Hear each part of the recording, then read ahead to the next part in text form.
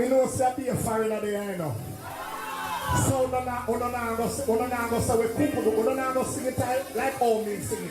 Here in a feet. Yeah, can't be a foreign people there. Me have been Jamaica from a Jersey, so me I sing the Jamaica way. And sometime me foot them get weary. Oh, and it feel like I would stumble. I know them are gonna see so. Me know them are gonna say fall. But sometimes when my problem come in a fall, you know me know. And it feel like I would stumble and drop a grave. Me know myself, but the jail to lands and leave me. I wish some people that just feel the presence of God tonight. Some people just shout out and walk up your mouth and say, thank you, Jesus. Thank you, Jesus. But the jail to lands that lead me. Put up your hand and say, lead me, Jesus. It's the hand that lead me steady. You see, I won't leap away while I won't leap past some millions. Oh, yeah. Nothing wrong with that. Put up on hand tonight and say, Jesus, give me grace that I would make it past the road. Can you walk me about and sing in our terror?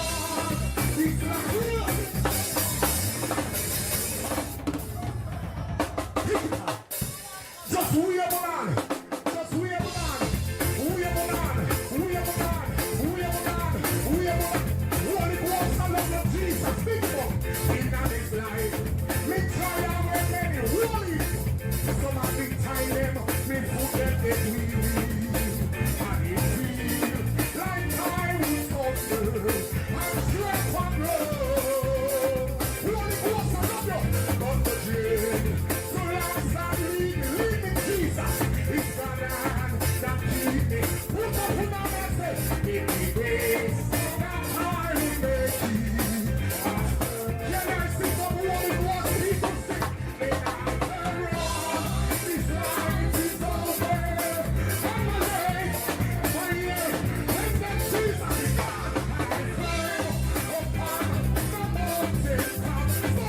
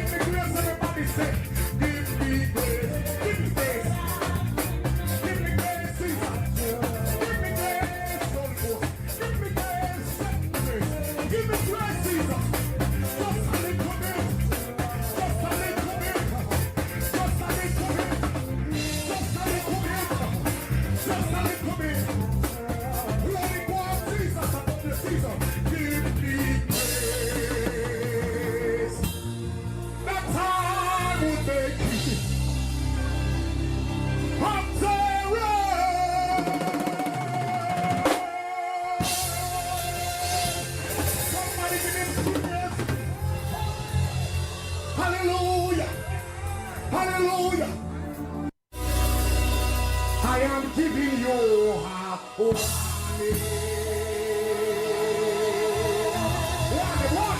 Warning. A new day is coming. And a good night to you, Grenada, Carriacou, and Petit Martinique. Once again, it is time for Talking Points. My name's Sheldon Scott.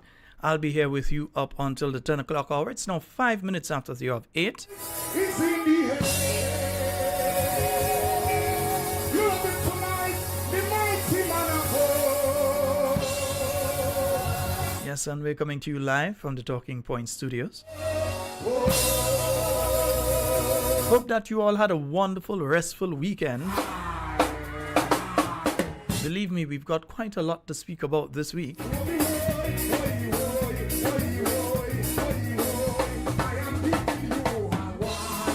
Taking it piece by piece, huh? Piece by piece.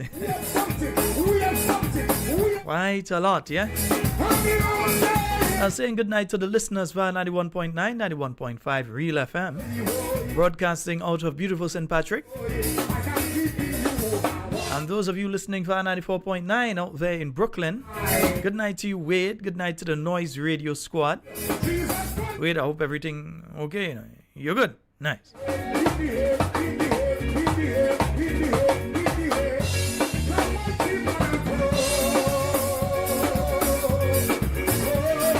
Let me say a special good night to all the listeners who usually listen outside of Grenada, and you are in Grenada right now.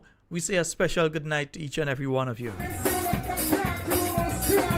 And we also say a special good night to all of you who usually listen outside of Grenada, were in Grenada, and have now gone back to your place of residence. Yeah, not your home, your place of residence. Yeah. We say an exceptional special good night to each and every one of you.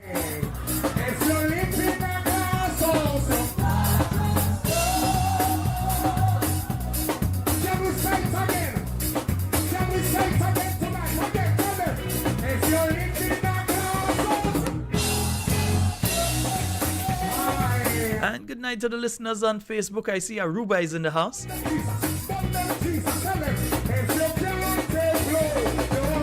Hit us up a message. Tell us where you're listening from too. Huh?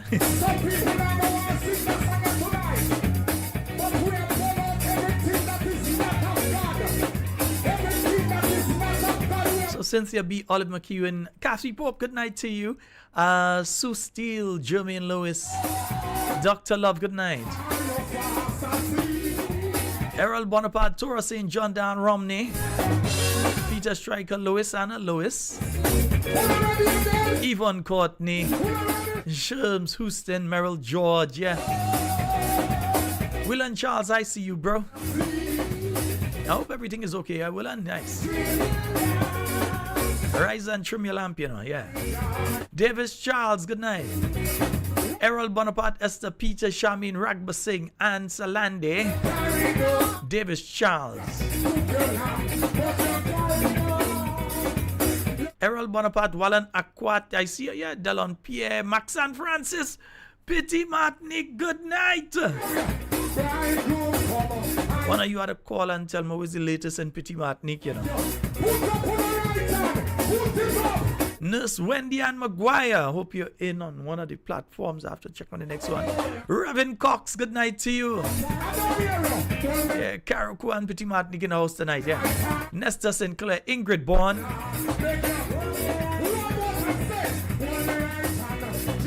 Well, and behave yourself about them parcel, eh? All I say is we have a lot of information this week, yeah.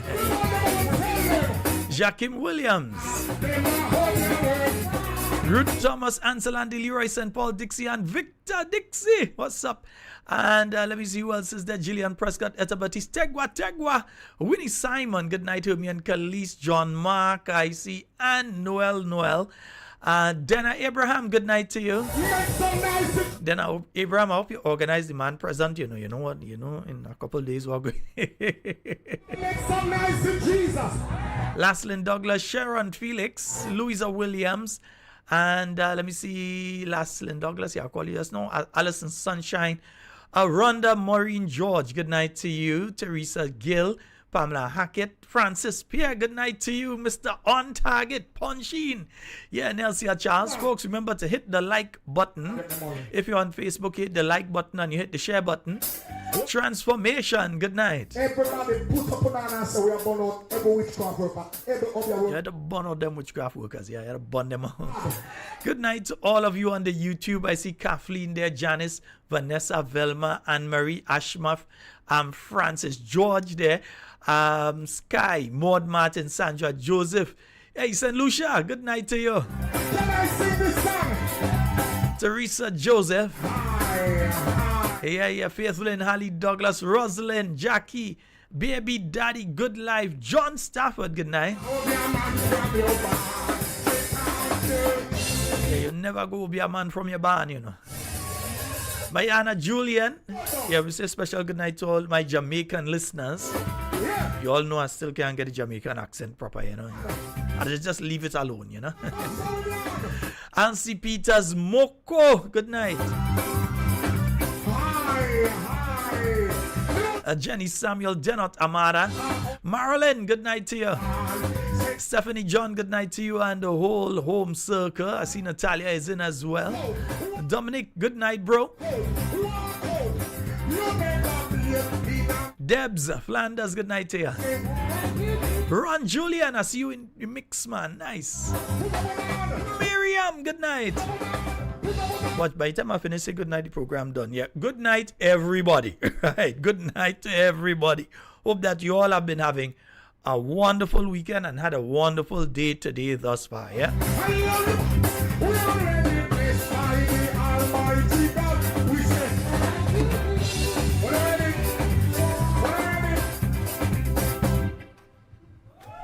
I think some people change up. They say it's not relief in Carriacou that taking place. It's real thief, not relief. Yeah.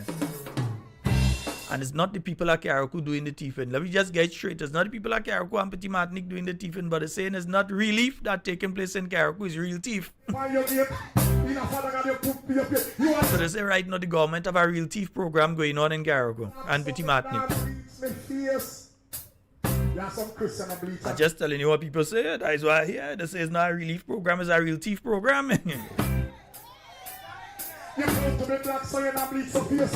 Yeah, folks, you see you all hit the live.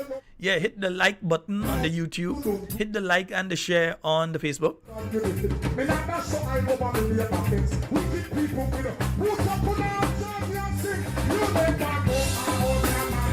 But we'll come back to that, the real thief program that taking place in Carriacou right now, because yeah, what the people of Carriacou and Petit Martinique deserve, you find they gain that, yeah?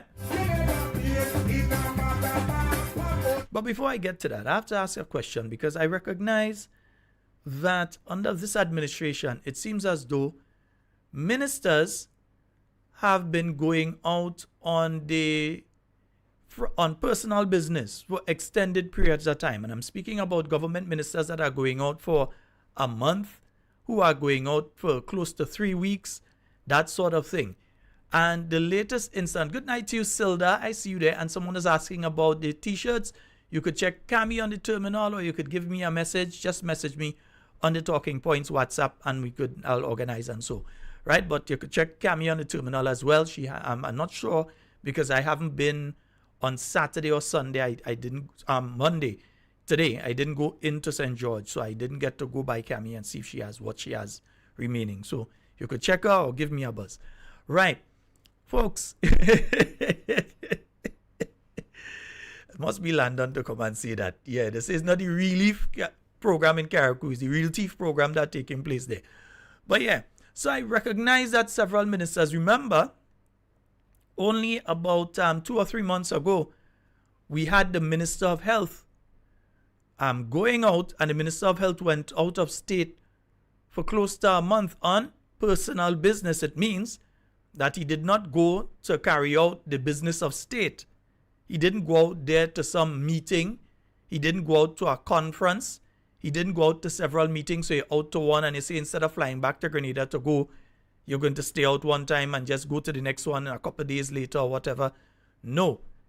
This is a situation where we have ministers on personal business going out for extended periods of time.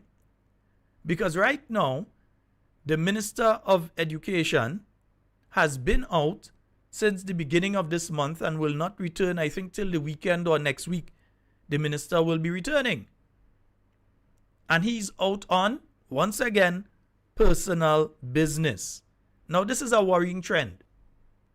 It's a worrying trend. If you have your 2 weeks vacation, as other people have the vacation, you have 2 weeks, that is one thing.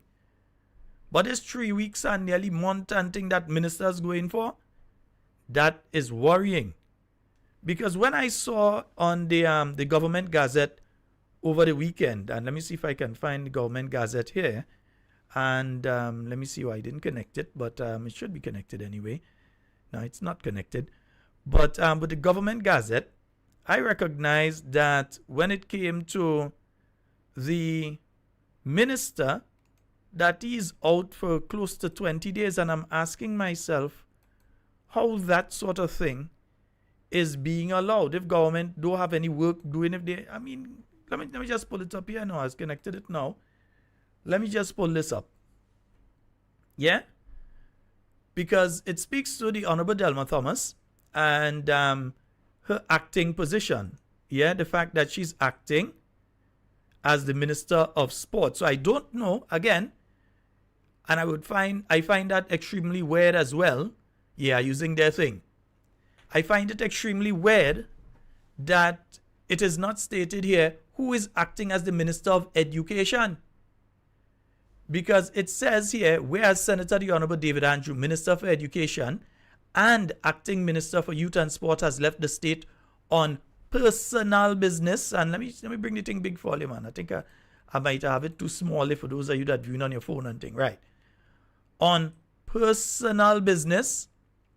Yeah, so he's left the state on personal business, and it is necessary to appoint some other person to perform the functions of the said minister. Right? And then it says, blah, blah, blah, I do hereby appoint you, the Honorable Delma Thomas, to act as Minister of Youth and Sport from the 5th to the 25th of August. I think that is a very long time for a minister to be out of the state. Yeah? I think that's a very long time for a minister to be out of the state. It also means that Ms. Delma Thomas is just acting in that period of time while the substantive minister is out. But then again, at a point in time like this, and you recognize that she's only acting as Minister of Youth and Sport. I cannot recall. In fact, last week, in the Gazette, there was no document of acting appointment in relation to Minister of Education, unless there was one earlier in the month that I may have missed. I'm going to have to check that for that. But the senator is out for an extended period of time. And I'm getting kind of concerned when I hear these ministers out for these periods of time. I'm getting kind of concerned. I'm getting kind of, let me just say concerned. I will leave it at concerned. I am worried. But I'm getting kind of concerned when ministers are out of the state of Grenada for these extended periods of time. And especially a minister in a ministry like the Ministry of Youth and Sport. At a point in time when you had your Olympic champions returning, number one, they were outperforming at the point in time that you were leaving and you take the acting position. So they didn't decide they would give the acting position to somebody else, but they gave you an acting position that you basically act in just a few days before you had to leave. I don't know what kind of madness is that. So you're telling me the Prime Minister didn't know that the individual that he was putting to act was about to leave the island, and that you had athletes at the Olympic Games who you would want to come into the country, and that this person would not be in the country when the athletes came in? The Prime Minister don't know where the minister's going and what they're up to? Well, I have to ask the question. I'm not saying that is the case. I'm saying I have to ask the question, because to me this does not seem logical. And again, I'm not the type of person that looks for logic in illogical places. So I wouldn't look for common sense in a place that I don't expect it to exist. But I'm saying it says something here. When ministers are missing from the state for this extended period of time. Now, we know a lot of the ministers like to travel and they're all over the place and they go on here and they go on there and so. But this sort of thing that you're out of state for 3 weeks, going on a month and all kind of thing. Take a look at that, on personal business. So they're receiving their salary and everything as normal, but they are outside there on personal business. So then you put a minister to act for a minister who acting. That is what take place. You had to put a minister to act for a minister who acting in the first place. And look at the ministries that the individual holds.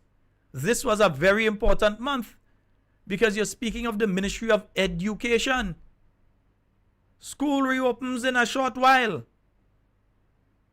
So for this entire period between the first week of this month and now, the substantive minister who is supposed to be guiding the process for school reopening was not here. The person who is supposed to give government's policy directive, unless government have no policy and no directives, is not here. And as far as we know, and I'm going to backdate and go back and check some of the other gazettes, we don't even know who is acting as Minister of Education right now. Now this I don't know. Somebody message me, tell me who's the acting Minister of Education. Somebody message me and tell me. Because we're still unaware as to who is the acting Minister of Education. So you have a situation in Carriacou where there are several schools that were either destroyed or seriously damaged. Major construction work is taking place on those educational facilities in Carriacou at this point in time. Major work is taking place there. Because you have, for instance, you have Dover School that no longer exists. The library alone that remains, but Dover School no longer exists. And the person who is the minister with direct responsibility to ensure that in the shortest space of time, there is something in place for the students and teachers in Dover in Carriacou out on personal business for 3 weeks. You understand what I'm saying here? You have the secondary schools that were damaged. You have the schools that are being used right now as shelters. And they're trying to get the people out of the shelters right now. I realize they've actually sent up 600 tents here. They tell the people go and live in tent. Like Wild Indian back in the days here. So they gave them some tents. We are thankful, 600 of them tents. And they tell the people that to go and stay in that. And so they're moving the people out of some. But the person who is in charge. Well, I know that I heard a story out on the streets. Because I like the streets. I like to be out on the streets and things. And be there lineman, yeah. So I heard the story that the said minister was in Carriacou and was making a presentation to the principals and senior education officials in Carriacou. And he was shut up by the MP for Carriacou, so I buy it, so I sell. That he was shut up at that meeting. That he was shut up at that meeting by the MP for Carriacou and Petit Martinique. And that he was told basically, you can't come up here and be telling them what you want. I in charge up here.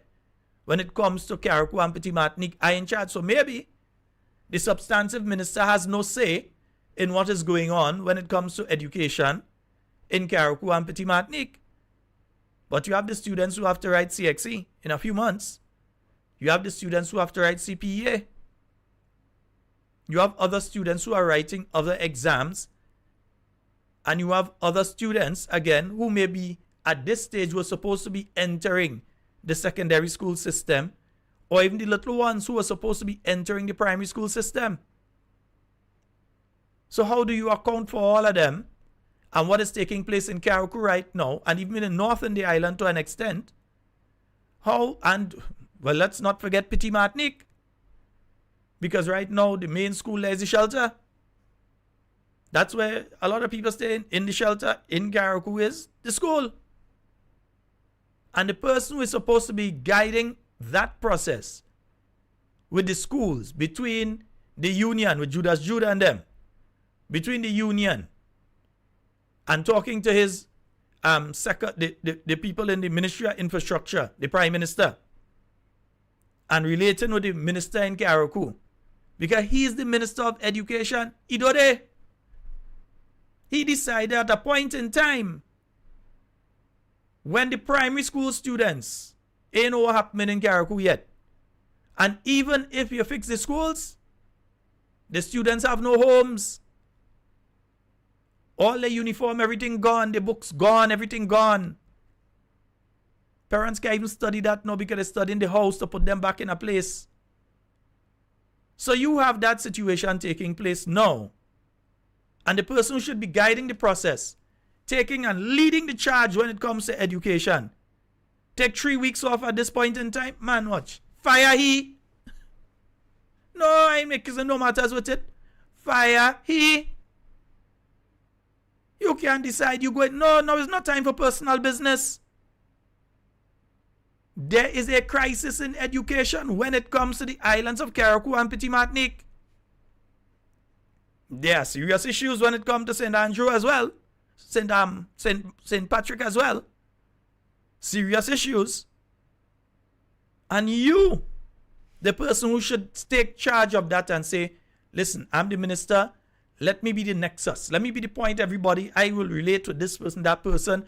I will be on top of the people within my ministry to make sure what is being done is done properly and so on. And we have a strategic plan of how we're going to roll out the reopening of schools in Carriacou and Petit Martinique.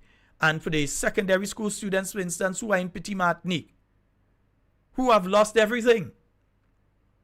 They lose their uniform, they lose their books, they lose everything. How are we going to relate with those students in Petit Martinique? And you know, usually, for those of you that may not know, the secondary school students in Petit Martinique, there's no secondary school in Petit Martinique. They go to school in Carriacou.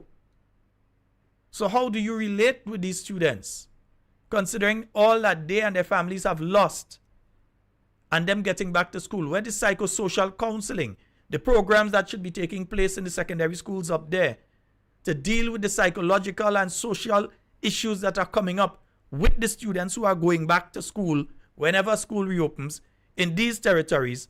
And the minister decided taking 3 weeks off, 3 to 4 weeks off.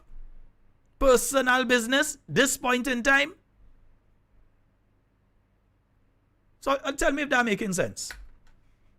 Anybody, tell me if that making sense. And you know, even worse than that, is that the Prime Minister allowed that? That speaks to his lack of leadership. Not leadership, you know. It speaks to his lack of leadership.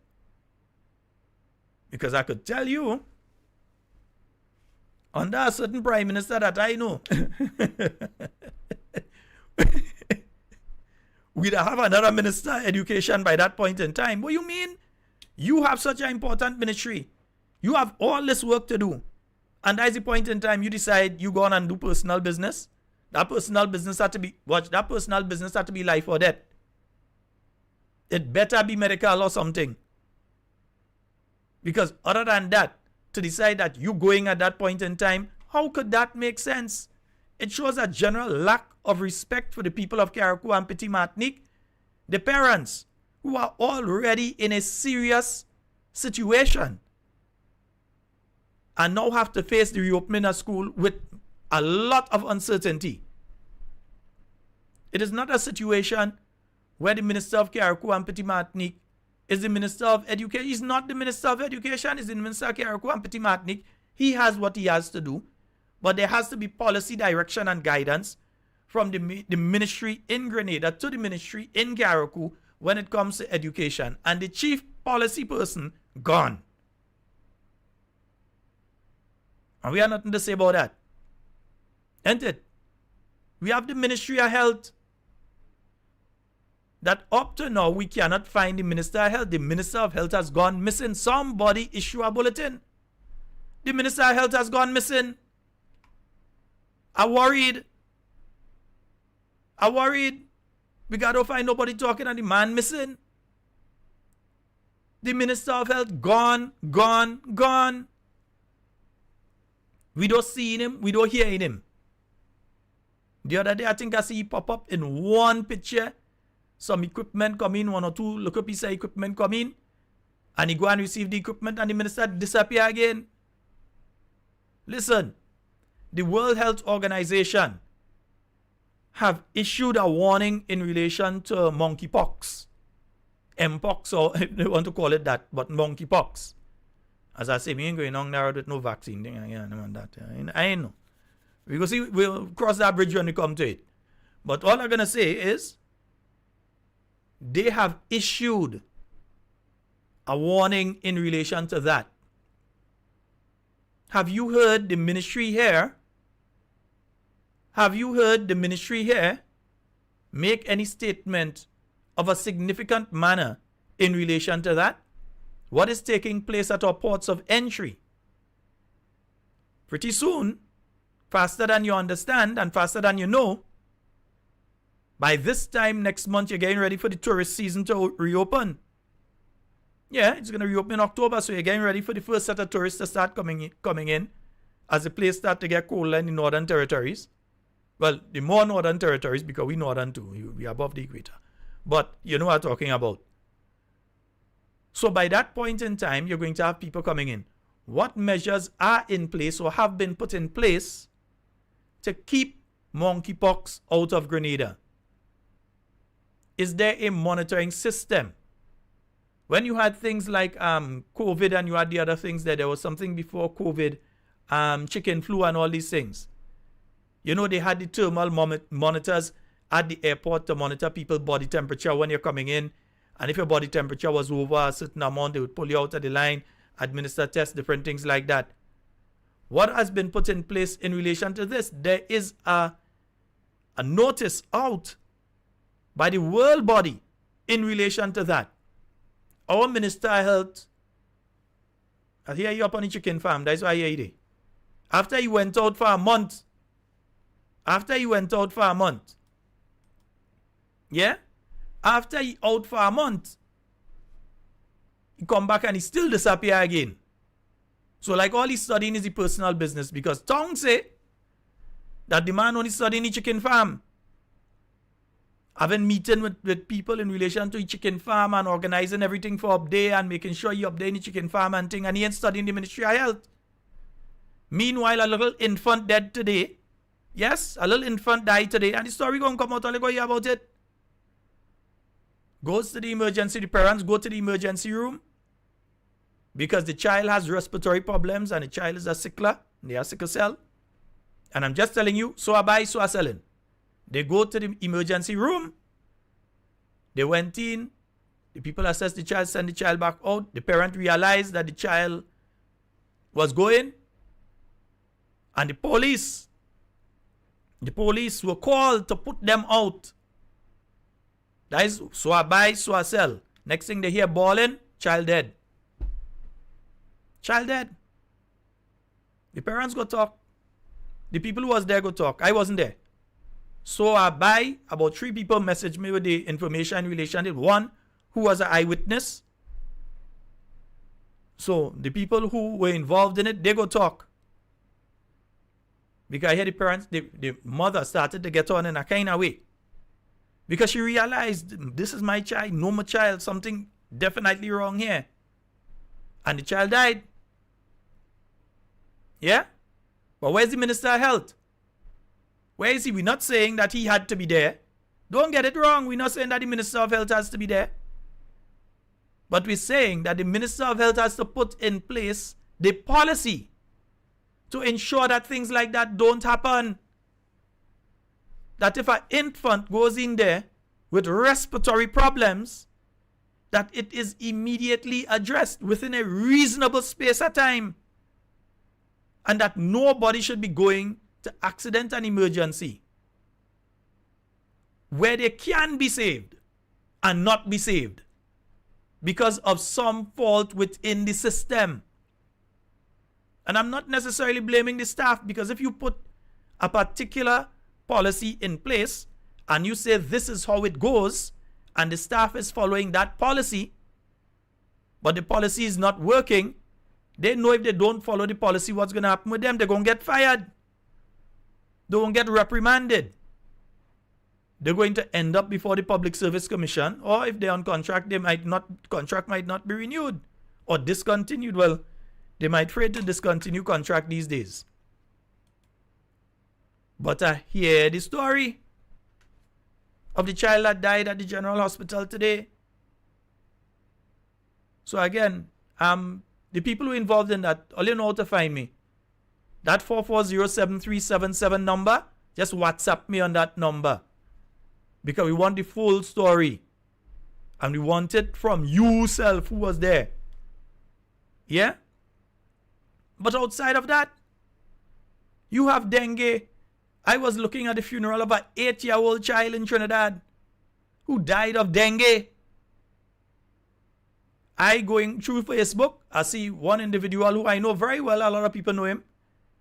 And he messaged to say, listen, he's not at his business place because he's in the hospital with dengue. And yet still you realize the ministry quiet in relation to it. And again, I don't blame the staff. The staff knows what to do. The staff knows what to do. But if the policy directives and the guidance that says this is what you do is not enforced and put in place, they ain't go in and step out of line because they realize they're dealing with a bunch of vindictive people in this government. That's what they're dealing with. A bunch of vindictive and immature people when it comes to how they deal with the nation's business. And I have no problem with them being young, I have no problem with their age. Because I've known people in their 20s who have the maturity of somebody in their 50s. I've met many people like that. But this ain't them. This is not them. This sort of nonsense you hear they're getting on with, and they want to spite this one and they want to spite that one, and this one don't get no work day, and this one can't get on that committee, and this one can't get on that board because they did say this about me before, they do that to me before, and all sort of thing. That's sort of nonsense.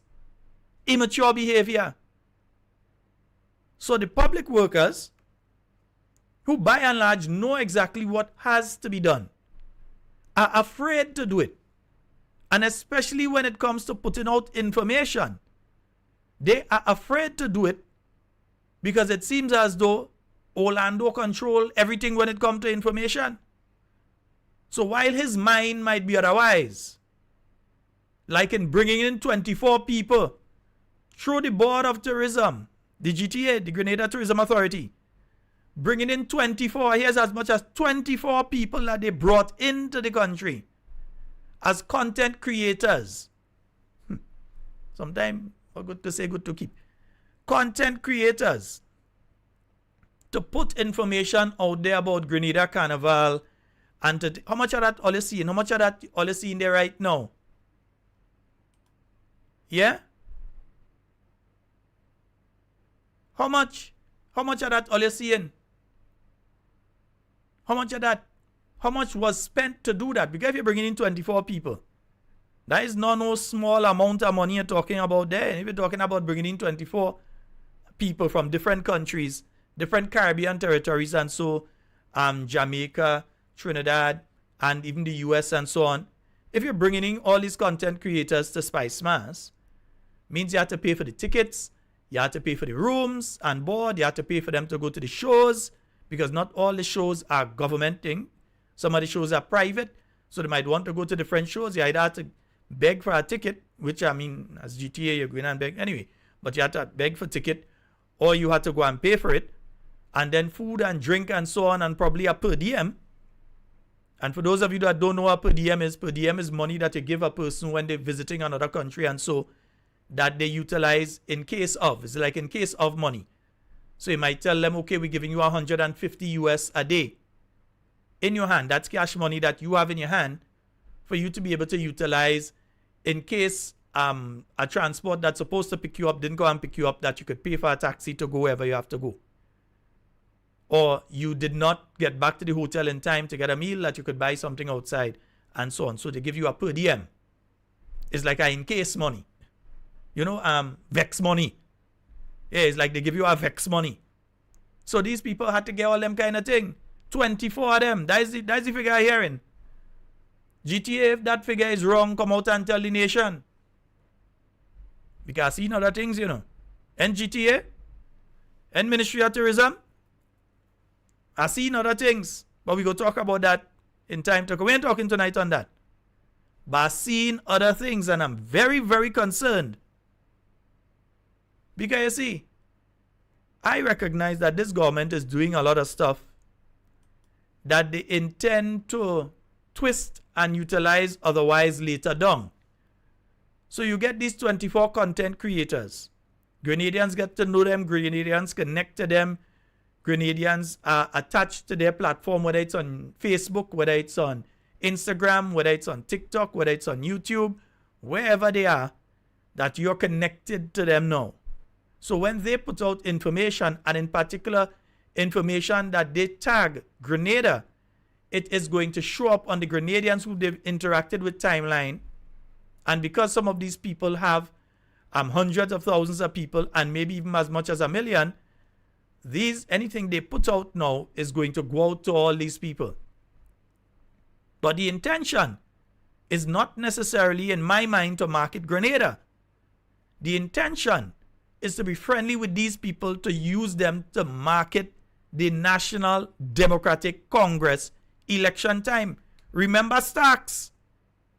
Remember Starks came and he said that Andy Williams and Orlando Romaine were the people that were speaking with him, and that they paid him to put out content and attack Dr. the Right Honorable Keith Mitchell and the New National Party.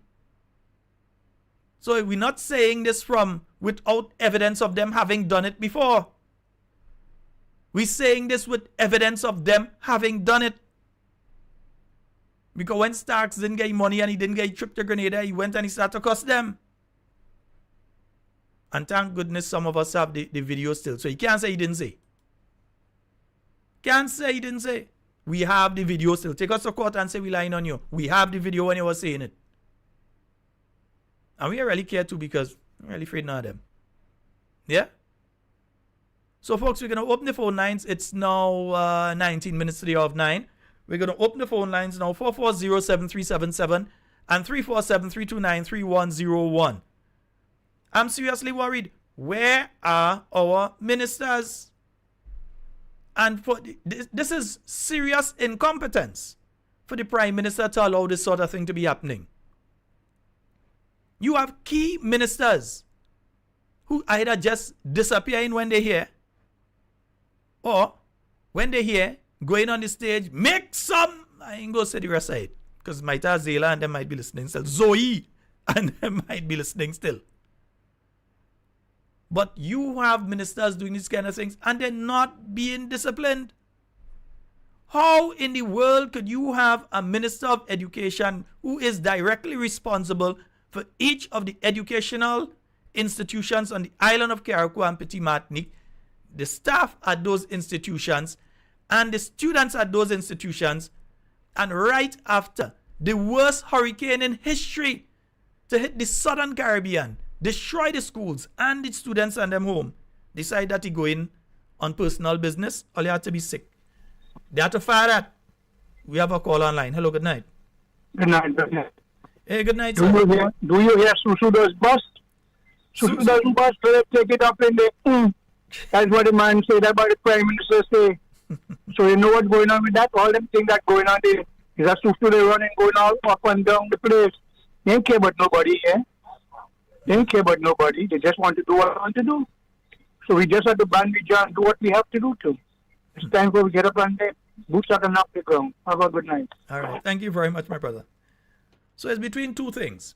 It's either the minister who decide that he taking personal time at this point in time, is either he resign and go away because he ain't beating Emlyn Pay in that seat anyway. He ain't bothering with you. That'll send somebody else. I only want to send Django. I could try that.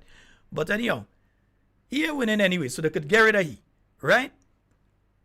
Get somebody who is actually interested in the ministry. Who is the minister at this point in time? Who is guiding the work that's taking place under the Ministry of Education at this time?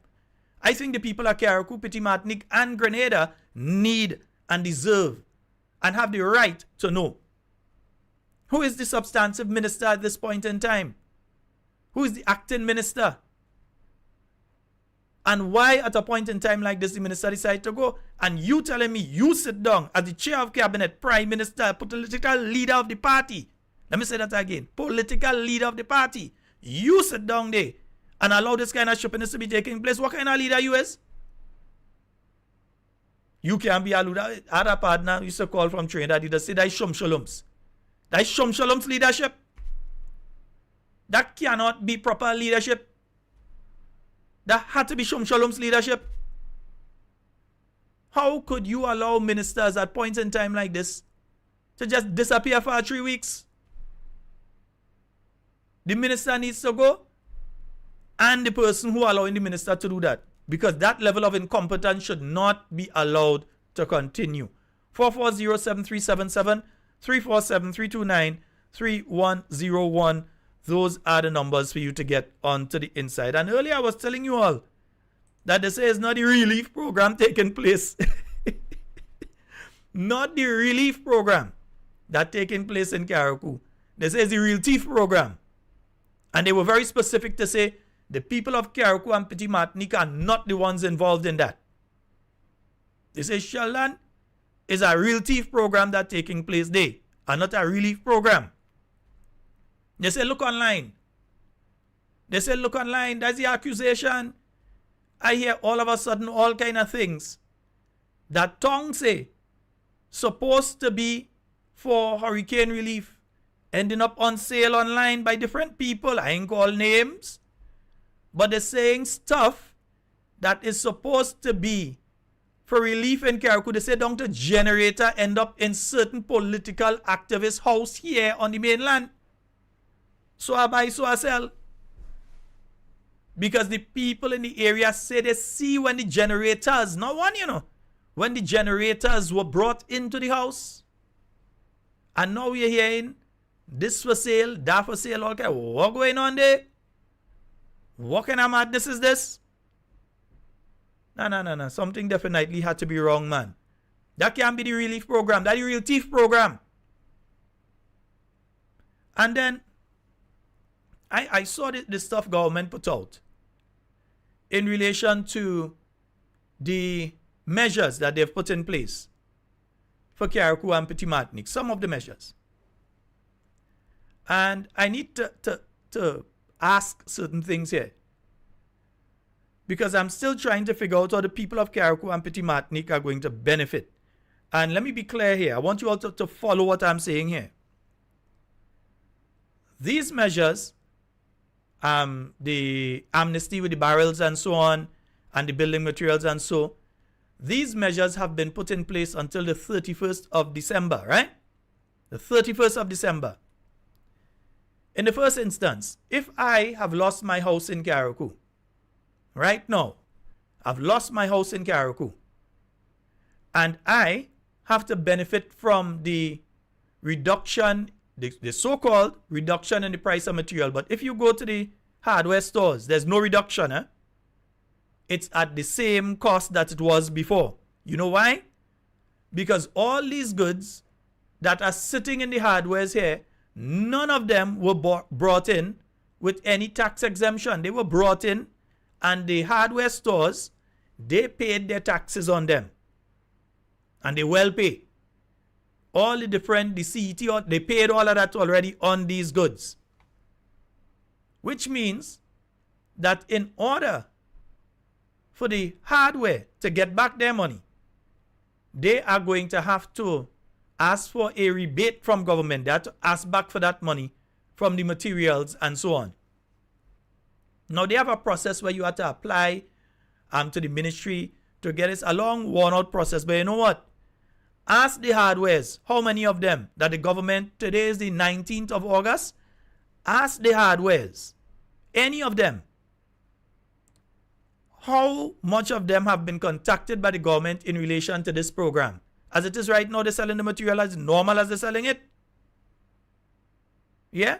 Which means that generally, unless they are offering a rebate to the hardware stores here, that, which is a sort of process where you will have, if you're in Carriacou now, and you want to get your ply, you want to build back your little board house and so, but you want to benefit from that you have to apply to the Ministry of Finance.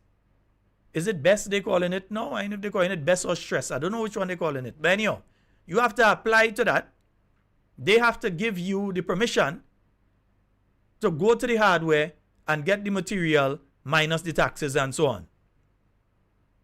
Where it might actually be easier right now, because in my view, this is going to benefit much more. This is going to benefit folks, I can't take them question in between, you know. This is actually going to benefit, in my view, the people who have the bigger places in Carriacou. For instance, the guest houses and so. This is going to benefit them because they may not necessarily buy their material here in Grenada. They might bring up their material from Trinidad. They might bring up cement from Guyana or wherever.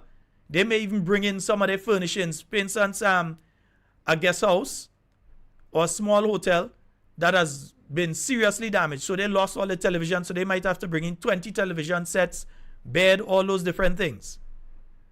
So they might be able to buy all of that, bring it in back container and leave it there still. Yeah, because they could do that probably before the 31st of December. If they have the financing, they can do that better than the person who lose their one house. Because even the person who lose their house, they haven't started rebuilding yet, you know. Government hasn't assisted them yet. They haven't started rebuilding. And some of them, the reason they haven't started rebuilding is because they don't have the money. So they don't have the money to spend to get any tax break on it anyway. They don't have the money. They don't have it. It just doesn't exist. So by the time we're already nearly into September, by the time they start to rebuild and they may complete, the tax break on the furnishings and so on, that gone already. Because that expires on the 31st of December. And you have to hope they have good weather to be able to build. So by the time they finish build, they may not be able to benefit from the furnishings and all of that. The big businesses, they would benefit. The hotels and so, that roof gone and they have to buy 20 beds and they have to buy linen, bed linen and towels and all those things. They have to buy all these things. They have to buy TVs and all these things. Fans, all of that. AC units, they will benefit. They would get the exemption because they could just say, okay, we're going to buy that out of Trinidad. We're going to buy that out of Barbados or Miami or wherever. We're going to buy in bulk. We're not going to buy it from the locals here to go through this long process. We're just going to buy it there, bring it in, and then while it's on the way down here, we're going to apply for it. And the local businesses, even some who are based in Carriacou, will not be the ones making money off of this. The same as with the barrels. The money is being spent in Canada, it's being spent in the UK, it's being spent in the US. Instead of encouraging and setting up the businesses in Carriacou and offering them incentives to get the price of the foodstuff and so down in Carriacou, so that Carriacou people would start to regenerate the local economy, you're helping generate the economy in Miami and Brooklyn. That's what you're doing. I mean, yes, people need it now. You do it, people get a barrel and so. But if you move it in 5 days, you're going to be paying though. You'll be paying the port charges on it. So you have 5 days to move it. And some people, by the time they get that message that the barrel is there, 2 or 3 days gone already. Then they have to come down to Grenada, go and spend a day or day and a half trying to get the barrel out from there. And by the time they get the barrel out and so, 5 days gone, they have to pay. So you ask yourself, has this been properly thought out? And is it really going to benefit the people of Carriacou and Petit Martinique? I have to ask that question. We have a call online. Yeah, Mr. Scott, good day. Good day. Long time I didn't call on. Yes, I. Yeah, one day the repair this house thing really start because you have a man in Central Government, 70 years old. The house lin almost report the same to them people in the street. They got that video I can't think up to in a while. The man passing the window to go inside the house. Then I feel I tell you, a 70-year-old man that has to be passing through the window to go inside. Old, in Central Government. In the window passing to go inside the house. From seeing some, nobody going to assist him. The house can move down from the pillars we had. Now when you pillars, you have to some stone and all that, and you can't shift down. So you jam, you don't jam, so you pass in the window up no almost report the people. Nobody don't come and assist the man. You could investigate that Central Government. Okay. What I want you to do is after the program, this same number, WhatsApp me on this same number, so I could get your number and so on. We could speak about how we might be able to assist in some form or fashion.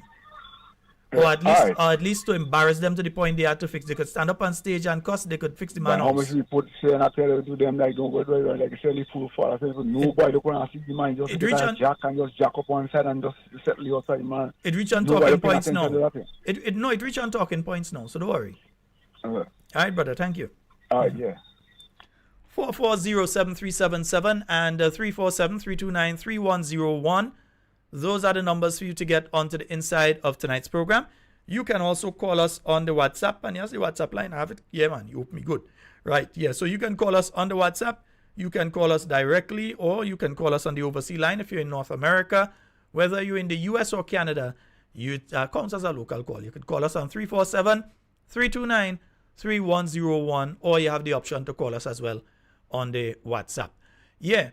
So I'm asking, how do these things really, if it was properly thought out, how do these things really benefit the people of Carriacou and Petit Martinique? The many people that are at the village shops, and the village shops now, they mash up, they're gone. They lost their goods, everything in it. Whatever they had remaining, they had to utilize it during the period immediately after the hurricane that gone. Now, even if these people were able to go to the GDB, which is another issue, when they go to the GDB, you're asking people to go to the GDB to get a loan and all kind of thing. And most of these people not working, have no source of income right now. So how are they going to qualify? How are they going to qualify for a loan? If you're giving them a grant, is one thing. If you're giving them a grant, they don't have to pay back. You give them a grant. You make sure everything is going well. You're monitoring the situation proper with them. You have a team that goes and check on them every 2 weeks, every month, to make sure the business is going in the right direction, people with business management skills and so on. If you're doing that, is one thing. But you're asking the people to go and try to qualify for a loan now. People who have no source of income coming in, but they're asking them to go and apply for a loan. And then for the people who are dealing with the dry goods, that sort of stuff, there is going to be a period between now and the end of the year where they ain't going to make much money. Because who have their family, and nearly everybody in Carriacou have some family member outside, and even if family member vex with some of them, they still go send something for them. And by the time they send it, and it reach here, and you get the message in Carriacou that, hey, there's a barrel for you on the port in Grenada for 3 days gone. Then you have to find the money now to get the boat to go down, to collect it. And then by the time you go down to collect it, 2 days gone again, the 5 days you had to pay the port fees. What is being done to help the people of Carriacou and Petit Martinique to avoid that? What is being done? Could the things be bonded, or however they call it, and send it up directly to Carriacou? So that they just deal with it in Carriacou and they say, well, okay, even if it stays a little over 5 days, you're not going to do that to them, because the people are not. It's not like you're in St. Mark and you jump a van and you come down and you collect on the port, you know. These people have to wake up after 4 in the morning to make sure they're down to get the boat to come down in time to go and get what they have to get. So you can't treat them in the same way we treat somebody who on the mainland. So what is being done to expedite them being able to get this? Even though I might be against it generally, because I understand in the long term what it's doing to the businesses in Carriacou, in the medium term that is, between now and December.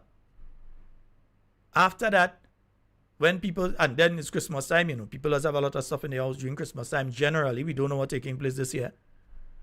But January does be a slow month for this sort of business anyway. It's about February things will start to pick up, and then March you're back in your glory until later in the year again. But what is being done? Has this thing been properly thought out? Yeah? Has this thing been properly thought out? When it comes to the people of Carriacou and Petit Martinique and the quote-unquote relief, or as we say, real teeth, that you all are putting in place for them. What is taking place? Has it been properly considered? Again, 440-7377, 347-329-3101. And you know, it's even kind of worrying when you consider. Remember this, huh? And let me see if I can find that there. Remember this. Let me see. Yeah, I'm done with you. I can move you. Right. Remember, Just a few months ago, this was done, This was done.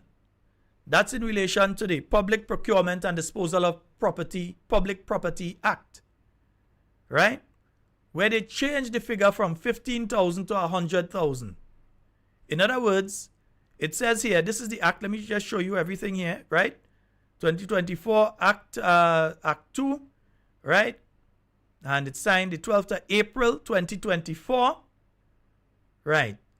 And it says here, Section 2 of the Principal Act is amended in subsection 2 by deleting the figure 15,000 where it appears and substituting therefore the figure of 100,000. In other words, when you were doing business with the government of Grenada, as long as it was under $15,000, they did not need to go to the procurement board. There's a procurement board inclusive of people from the Ministry of Finance and so on, who would sit, you bring in you say, okay, we put out a tender, government is looking for this service, government is looking for this item, and you put out a tender for it, and people write in and say, I am willing to provide it, this is how much I'll charge for it, and so, and that board would make a decision and say, well, we're going with person A or company A, company B, company C, whichever one it is.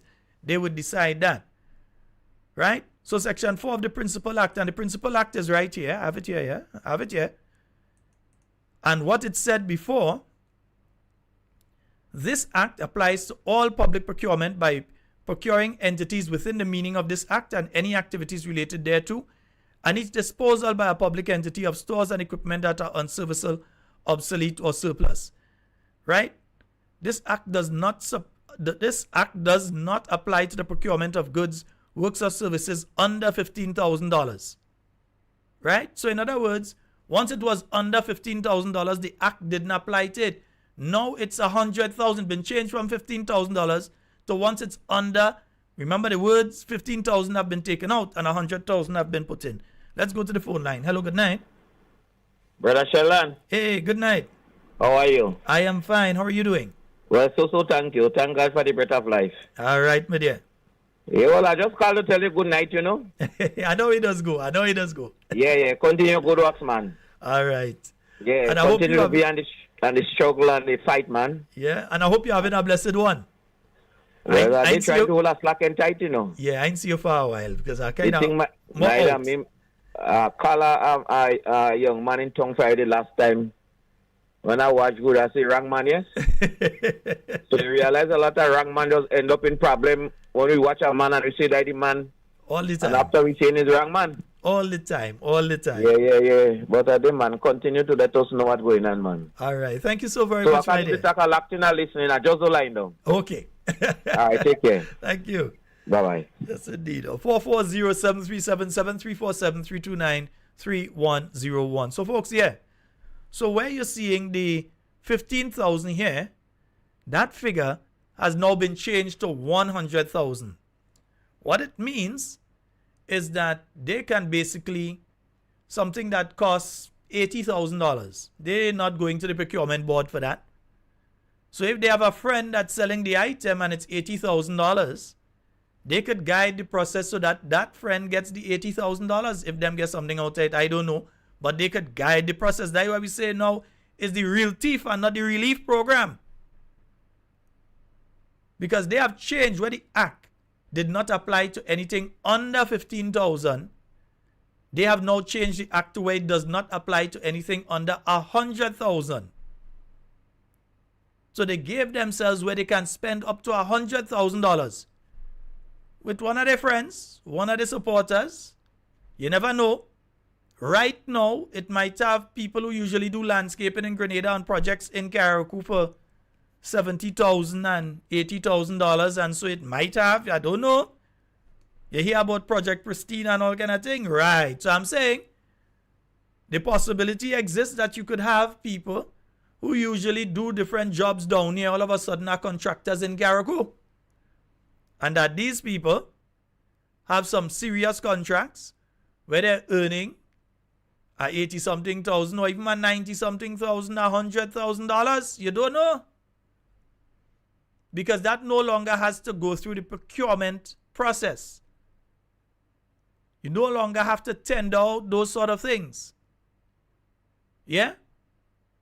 For instance, if they say that they're going to provide computers, you no longer have to say, well, okay, the computers are going to cost over 15,000, so we need to go to the Procurement Act. No, the computers could cost 30,000, 40,000, 50,000. And they could decide that one of their friends are going to be the people that are bringing the computers. And the friend might even get concession at the port in relation to bringing in the computers to keep the cost at a certain level, that when they sell it to government, they have a lot of cash to play with. You never know if the cash might end up as campaign funds. So when we tell you is the real thief program taking place and not the relief program taking place, speak to the people of Carriacou and Petit Martinique and find out if they are seriously benefiting from what this government is doing right now, or more like not doing. There's a lot of talk and a lot of pictures and a lot of video. But when you go on the ground in Carriacou itself and you see the reality of what folks are going through on a daily basis in Carriacou, and you understand the reality of what is facing them. Because remember, school opening soon. School opening soon. Yeah? School is going to be opening soon. How are the people of Carriacou and Petit Martinique going to be dealing with this? And your minister, your minister that should have been responsible for that gone away. Yeah? The minister gone away. He gone about his business. He ain't studying that. He gone. Yeah? And let me show you all something. Where did that go to? I just opened it here and it just disappeared. Yeah, let me show you all an example of what they're going to be putting people in Carriacou into. So they've decided they've gotten 600 of these. And so these are what they're moving the people in Carriacou into. Yeah? These are what they're moving the people in Carriacou into. So they've got 600 of these tents, and these are what they're going to be moving people in Carriacou into in the interim. Yeah? I don't know, maybe some of you think it good, some of you think it bad. I prefer to hear what the people in Carriacou have to say about it. But these are the tents that government has received that they're going to be putting the people of Carriacou and Petit Martinique into. I wonder if I have another picture there. No, I ain't have another picture there. Where did the picture go? Hey. No, you, Papa. Yeah, Ministry of Carriacou and Petit Martinique Affairs. Let me see what they have to say here. Nice, yeah. So the Ministry of Carriacou and Petit Martinique Affairs, they put this out. So the provision of temporary shelter, of course, it's not going to be, it's not permanent. Let me just make that clear. It is not going to be permanent. So it's temporary shelter for some residents of Carriacou and Petit Martinique are being made available thanks to international organization Shelter Box, together with Rotary International and Church of Latter-day Saints. So that is what they're doing now. And you don't think they have a tendency to end up temporary, permanent. Let me hope we don't see those being sold down here just now too. Next thing you go on one of those sales sites and you realize they're selling tent down here. Because remember, all kind of thing taking place with the relief. Yeah, all kind of thing taking place with it. So let's hope it ends up staying up there and being utilized for the reason it's supposed to be utilized, and only in the short term. Only in the short term. As I said, there's a lot more I could say in relation to a lot more of these things, but I will hold some of it still. Let's open the phone lines. Your turn now. 440-7377 34732. Yeah, we have a caller line. Hello, good night. Yes, good evening, Brother Sheldon. Hey, how are you doing, sir? I'm doing pretty good, thanks. All right, you were right there. I could see you doing well. Yeah, for the time being. You know, despite of all the different challenges. Yeah, listen to me, Brother Sheldon. There goes, you see everything that you're seeing happening in Carriacou and Petit Martinique right now is because of the negligence and the negligence of the government of Grenada. You see? And I'm still wondering, why is it that our government are holding back until September for the re-establishment or the rebuilding of the people's property or buildings? Why don't they give them the access to the duty free or the tax free and so on, and the materials? Oh, listen, this thing is so simple. All they have to do is drive by, see the person's house that are really destroyed, really right down, that can get an estimate, easy estimation of the materials that is needed for the repairs, and let them go ahead and do the construction for themselves. Some of them might be able to get assistance from the diaspora, the family members overseas. Why don't they allow them? Why are they? No, there are some things that I'm picking up. I don't want to blow my trumpet, blow my horn, but I'm afraid. I'm kind of scared at the things that I'm hearing. Why don't they put some brigades and so on in place, right? Where you can pay at least 7 or 8 persons on each brigade team. It might be a cleaning team, a rebuilding team and things like that. So the same money could be used back into the economy in Carriacou and Grenada on a whole. Why don't they do things like that? Why don't they go to the Honorable Dr. Mitchell? Why don't they go to Peter? Why don't they go to Clarice? These honorable people who have stood the test, who have been through Ivan, who were able to secure grants for our country when we were devastated by Ivan. Why are they leaving all these people? Why? Grenada is not belonging to only the Prime Minister, or a matter of fact, it is not belonging to the Prime Minister and his cabinet at all. Grenada is belonging to the people of Grenada, Carriacou, and Pidimatnik. So why don't they stop this thing? You see, I've been listening to a program yesterday, and two gentlemen called the program, right? And attacking the host and his co-host, right? Threatening them about lawsuit and subjudiciary and so forth, the things that they are saying. But why is it that when they were making up all the stories about Kid Mitchell and the NNP, right, we never attack them and get to them and threaten them, We took what they gave to us. All the accusation they gave, we took it. But now, it's not accusation, a lot of things that we talking about is factual. You hearing the voices, you seeing the clip, the videos of the things that they are doing, But yet for all, they are not respecting the people's view and taking it as the gospel truth. So my plea and my call for this government of ours is to wake up and smell the coffee and recognize the things that are going on around us need to be addressed, need to be taken care of, that the people in Carriacou and Pidimatnik and even St. Patrick's could go back to their normal lives and stop dictating to them. Stop behaving as if, we are it, and we tell it what we say goes. No, that's anarchism. That's dictatorship. We don't want that. But we are praying for the people of Carriacou and Pidimatnik that has been affected, St.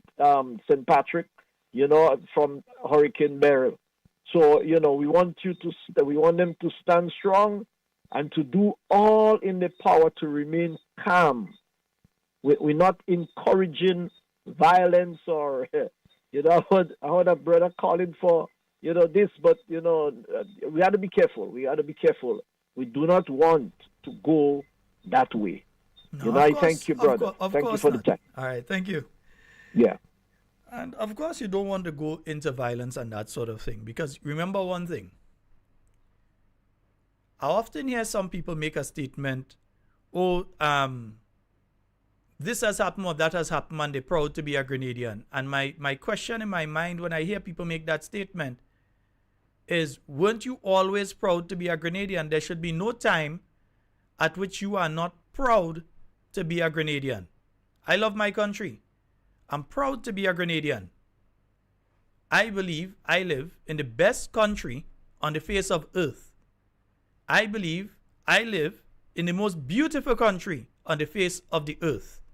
I also believe I live in the country with the most incompetent government at the same time. So you can live in the most beautiful country, but you could have the most incompetent government in charge of that country.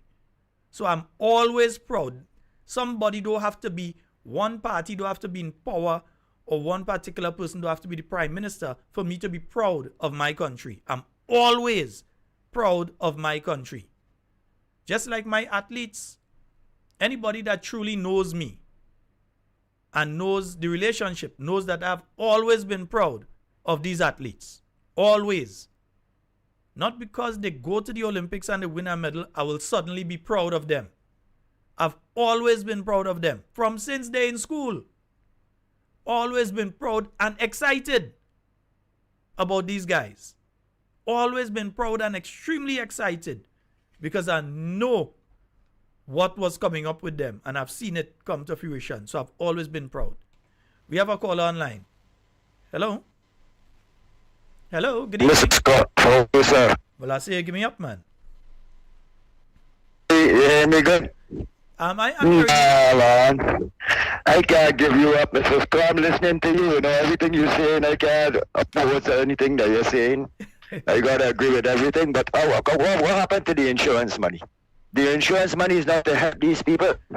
The impression that they are giving is that the insurance money is not enough. It is not enough. Well, So what is being done? So what is being done with it then? They're just there, just lingering while people suffering. So you got to put the people in the tents in a hurricane season time. So if a hurricane was deciding to pass through, or even a storm or some high winds, I mean, the tents going to help the people, and still got all the places shut down in Carriacou that the Chinese give to the people. Oh, good God, man, Mr. Scott, good Lord. And I mean to say, you're asking how the Minister of Education got away at this time, but the same way that the Prime Minister left when the storm was coming to come to Barbados to watch cricket. It's a practice that they have. That's actually an excellent point, because it shows the mentality within the cabinet. Go ahead, yeah. Exactly, that's exactly what I'm seeing from the time I hear that he gone on personal leave. Personal leave in the time that the people in Carriacou sheltering in the schools and starting back for another 2 or 3 weeks or so. At the end of the day, you Minister of Education, and that's what you're doing to the people. At this time, you take September to deal with your personal issues.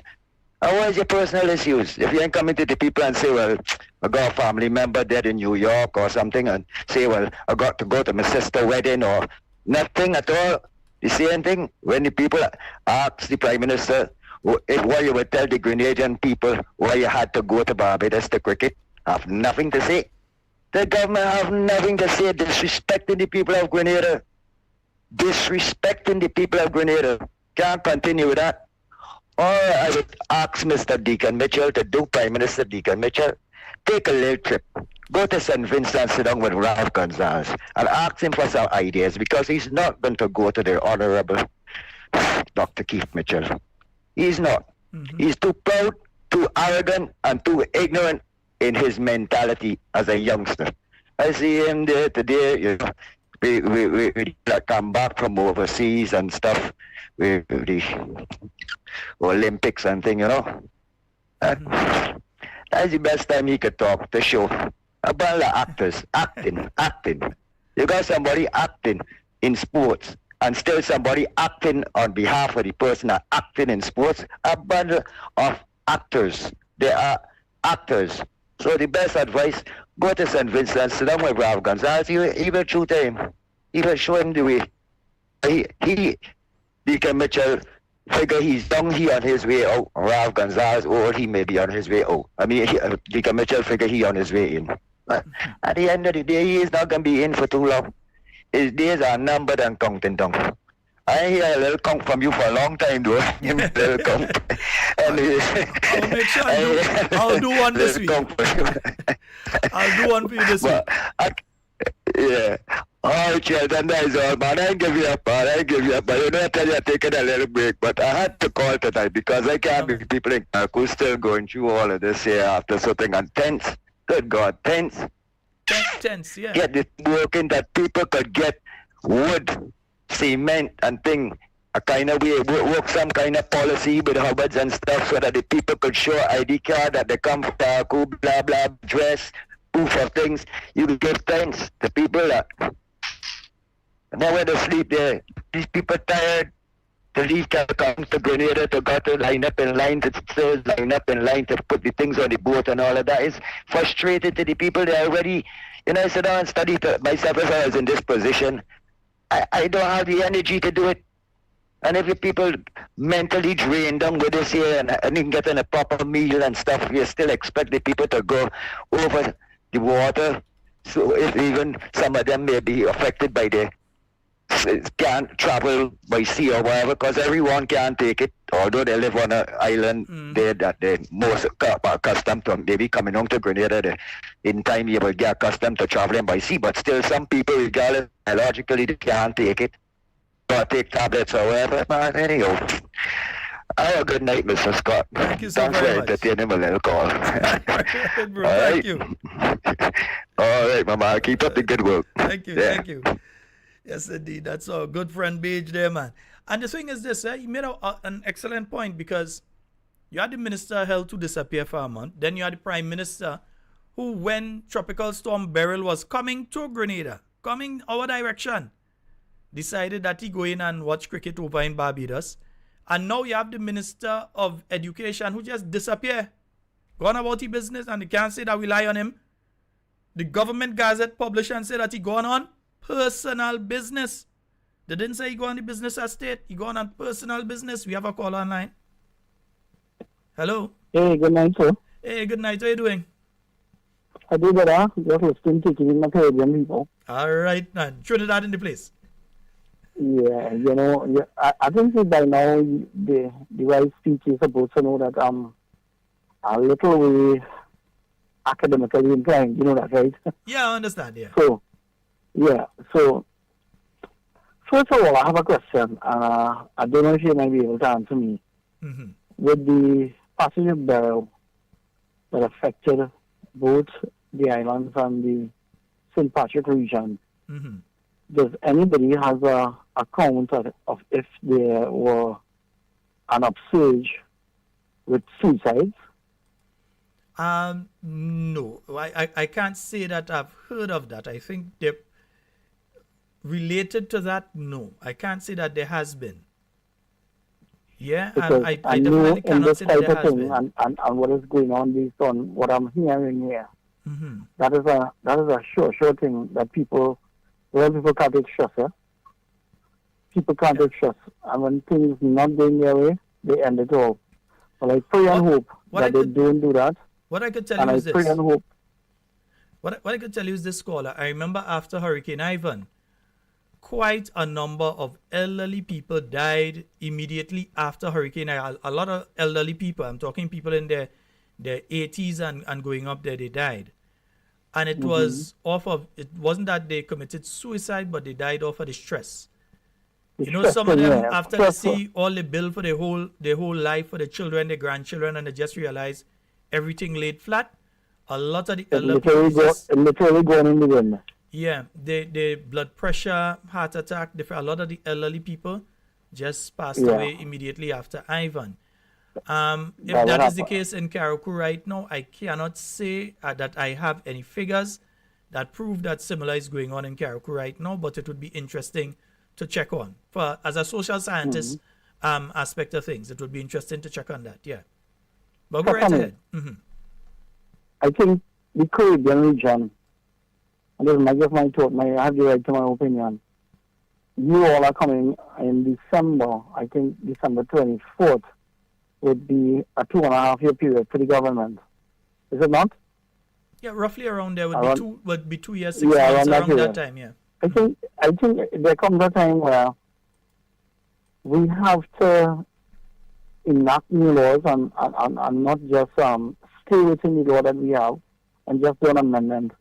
I think we need to come. There comes a time now that we're coming to the halfway period of your political lifespan, where if you don't perform well, there must be a mandatory referendum. If we go back to the polls and we keep politicians intact, if you do well, the referendum will tell you, yeah, hey, we don't need to go to the polls. If you do bad, yeah, we go to the polls. Think about that. That's a really, really, for me, that's a big, big idea, because you know what? Politicians take citizens all over the world for fools. I have been sitting here. I had been my daughter is by you. That's why I keep listening to this program. My daughter is in your island. And I listen here and my heart goes out, because I come from poverty, but I grew and I educate myself for my parents and that kind of thing. And I'm in a better place. But I don't forget where I came from. And to know that you have all these people across there tonight, you do not know if they have a light, a flambeau, they have toilet facilities, if they had a meal, what is going on. In Trinidad, we have a lot of the products to build the houses. And if the government has given them a window to bring galvanized and sheetings and whatever they need for the roof and the building materials, that should have been done expeditiously. Further to that, the government should have made it mandatory. Take it from whatever fund that they would have had and give every household a loan, buy this material and fix the house.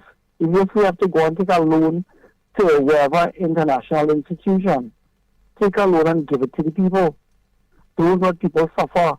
You have a government, from what I'm gathering, in Grenada, where they are just sitting on their loins, doing nothing, while people suffer. A Minister of Education could go on a 3-week invisible time before school open. You should have been looking for a work on my watch. When you come back, you should have been looking for a work. Well, you think he could approach Dr. Keith Rowley and tell him that, hey, we know that all the schools mash up in that place, but are taking 3 weeks? You think he could approach Kamla Prasad Bissessa and tell her that? You think he could approach any of the former prime ministers of Trinidad or any of the regional prime ministers? You think you could approach Ralph and tell him that? And you are senator? Man, you're out the Senate and you're out the government. No, I think your government is playing the fool. They're playing the fool, and as day goes by, people are getting impatient. And when people grow impatient, bad things happen. People tend to not take this thing lightly. This is a very, very serious problem, you know. And every night you keep talking about it, and your government has gone into a dumb syndrome. They say nothing, they do nothing, they act on it and nothing. I believe listening to the program, you told me generator scheme, and it went to a politician's family to resell to the people. What nonsense am I hearing? There's a political every activist. Man lock up, every cook lock up. We hear in an activist, the generators end up in the activist house. So I buy, so I sell. Brother, if they have credible information, we've seen activists go to the police, make the report and an example out of them. Well, we've seen activists selling all kind of thing online. We go, yeah. Anyway, brother, thank you so much. Make an example out of them. Once you're selling online, you must know where you get a receipt from. And who you have bought from. Everything is simple now to trace, you know. Everything is simple. Well, as I said, it's no longer the relief program right now. It seems as though we're dealing with the real thief program. Boys, yeah. Listen, as I said before, there are plenty suppliers in Trinidad. If the Grenada people want to know who the suppliers are for the products, to fix their houses with the roofing materials and that kind of thing, I could be a go-to person just to link them so they will get their stuff. Mm-hmm. Because I know when they come, they have a little challenge and forcing them might only go around the port scheme area. Because that's the quick way to get it back to the port. You understand? I am willing to help in that area. You understand? Yes, indeed. I can't see more people suffer away. Da. My brother, I'm getting some info there that I may have to actually come off a while and make a call. So let me see if I can do that. We're gonna speak again very soon. All right? Yeah, take care. And you must tell me where your people is here, so I could at least anything we can do to assist, we can assist as well. All right? Yeah, but don't worry. I know we'll meet face to face soon. All right, blessings. All right, man. Thank you. Yeah, thanks. Yeah. All right. 440-7377 347-329-3101. Those are the numbers for you to get through on the program. Let me just see if I can. Yeah, let me just take a short break. Tribulation. Yo, some people never know say you're going to prison tonight, you know. I have been through persecution. Put up an arm and them sisters are still alive. Tell them, thank God I crossed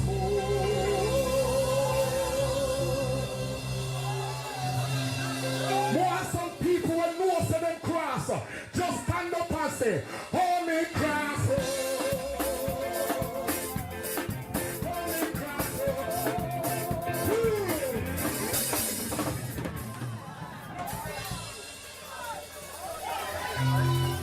Put up, yo, let me tell you something. Jesus said when you send up the praises, the blessing of the pour down. Listen, when we leave our home, come here tonight to worship Jesus. So the man said they want to sweat up and wake up, just worship Jesus. Because some people never know you're going to see today. Some people never know say you would be here tonight. Tell them say you're not here by chance. You are a purpose. You have been through tribulation. Holy Ghost, I love you, Jesus. All right, folks. So I have a caller online with me. Hello, good night. Hey, how are you? I'm quite fine. And again, please accept our sympathy. Accept the sympathy of us on the Talking Points program for your loss. We've heard of the situation, and we wanted to reach out because we wanted to get the exact situation because we believe something like this should never happen. Okay. So give us a little insight into what happened to you today. My granddaughter today, she had sickle cell, okay? But she have a fever. But normally when she has sickle cell crisis, she would tell us that they rotten and stuff, but she did not have no sickle cell crisis. So around 8:30, my son called me. His name is Travis Alfred. Called me and told me you need to bring Jalen by the doctor. I leave work and I go and drop them in the hospital. I reached 9 o'clock in the hospital. Which she was breathing, but she was not moving. The mother was feeling the pulse and everything. So she entered inside the casualty. And she was telling them, please come and check on the water while I go and pack up the car. So when I reached back, they're telling him, and nurse was telling him, go outside with the tri-stick. He said, my daughter is not breathing, please. So he was cussing because he wanted people to help him. He does not help. The mother was crying because the child was breathing, but she was not responding. Instead of they call a doctor, they call a police for my baby. They call a police for my child. And the police said, you want to go with him. I granted and I'm bawling, please, just 5 minutes, just shock her, just get her better, just get her better. They never do anything. It's when we start bawling, they put oxygen on the child and they leave my child there alone. They leave my baby, she's only 2 years. She's only 2 years. They put us in a room because my asthma was raising. Then they come and they ask for the mother and they tell the mother, I am so sorry. And remember, I dropped my child 9 o'clock. By 9:58, they come and tell us the story. They can't do anything for my baby. So who killed my baby? Not them in the hospital that killed my baby. They said they can't do anything. Again, the mother was trying to pump on her chest. I raised her. I said, doctor, please shock her. She's only 2 years. They leave us and they never do nothing. They don't see her from a child, but they quick to come and ask us who we calling. If it's Lockwood or Bailey's. You see about my daughter, they could not see about her. But they quick to ask who we calling. If you're anybody, if you want your child to dead, go up in the hospital. If you don't want them to dead, go by a private doctor. The hospital, we pay tax and everything. And they just sit down there and they just watching you bawling. They want to curse my son and fight with my son today.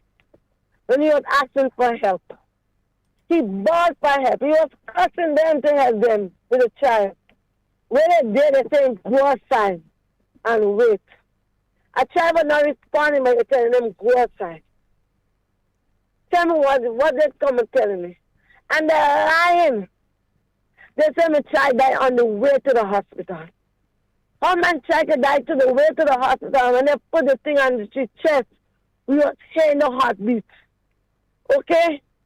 If my child died on the way to the hospital, why the parents are dead at 9:58 today? Tell me why. I just need answer. And all of them just lie for one another.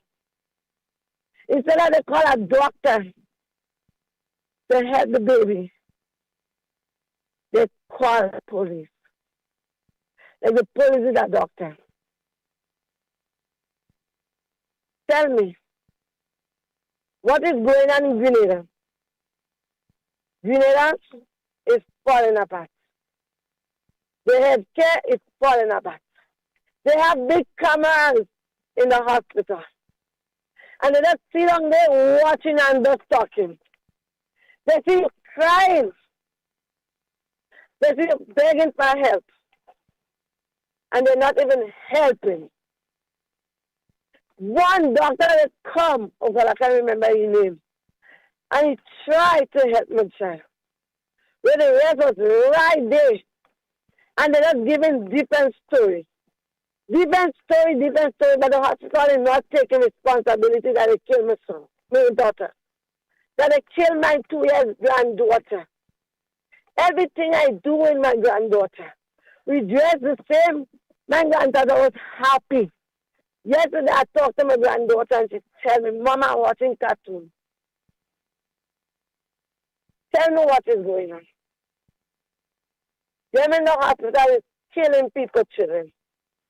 Them is killing people because instead of they act with you, they tell you go outside, not emergency. I want them to come online and say, what is emergency? What is emergency? That's a quick to say. It's not an emergency. I don't know what to do again. My home is broken. My children's heart is broken. That's my first grandchild. And they took her away from me. Her mother can't even keep up. I just come out in the hospital because I don't know what happened. I just recovered from the hospital from 5 o'clock today. My son is broken. My granddaughter is broken. My daughter-in-law is broken. My granddaughter is in a cold place right now. I don't even want something back my granddaughter. And they can't even give an answer. They can't even say why the cause of my child death. And they lie and say, she come up this day. When my grandchild was breathing. She was breathing. We are feeling her pulse. We touch her. Instead of they attend to the child, they say, go outside, sis. Why you going aside for. I don't know what to do. It's my grandbaby and I lost her. And I always love my grandbaby. I love her so much. I don't think I can face it. But I have to be strong for my son and my daughter-in-law. And for my other grandson. But like I said, people are saying, if you want your child to death, or if you want your loved one to death, to die, go up in the hospital. They sit down on a desk. They get new hospital and they're doing slackness. They sit down on a desk and they're talking. And in the end of the day, we have to pay tax. We have to pay. My dear, again, Tell me what is going on. there's no excuse for what It's you very explained sad. there. There should be no excuse for what you've explained there. And I know in many other countries, I'm not any good. no, I say in many other countries, there are actions that people could take when situations like this take place. Because I believe there's a certain level of incompetence from what you've explained. There's a certain level of incompetence that is at play there. I don't want to get deeper into it because I know you're hurting a lot and you wouldn't believe how I'm feeling just hearing this. You wouldn't believe. And especially to know it's a little 2-year-old. 2 years. Oh goodness. And we want you to also pass on, because I'm seeing all the messages coming in, and I want you to make sure that you pass on our condolences to your son and to your daughter-in-law on the loss of their child. Yeah. All right, and we're gonna keep in touch. I'm gonna give you a call after the program as well. All right. All right. Thank you. All right, my dear. And as I say, stay strong. I will try to stay strong for Jaylene. Yeah. Sometimes staying strong mean you have to cry. Yeah. Don't let staying strong mean you have to stay there and you have to do cry and this. Sometimes staying strong is can't hold cry. back myself. Nah, cry. Ball if I you have to will ball. ball for her. Yeah. Because I seen my baby, she's smiling. Everybody in her and skin love her. Everybody in her and skin love her. When she started to say, excuse please, everybody thought she is 3 years. But she's only 2, but she's very brave. Our daycare lady can't even take it because she was preparing her for preschool. And that happened. Indeed. Thank you very much. No problem, my dear. So we'll be in contact. All right, no All right. problem. Thank you. Oh boy. I need a little song after that one. I need a little something after that. Yeah, I need a little. Tribulation. Yo, some people never know say you're going to prison tonight, you know. I have been through persecution. Yeah, and I nearly end the program right there, you know, seriously. And nearly that was nearly it for me for tonight. Seriously.